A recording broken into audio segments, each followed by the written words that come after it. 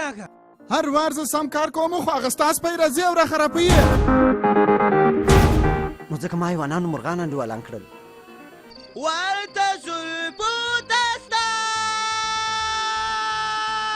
دننه لاسه پلشکلی می دالان دی ولو ولو بالان دی چلوپ چلوپ.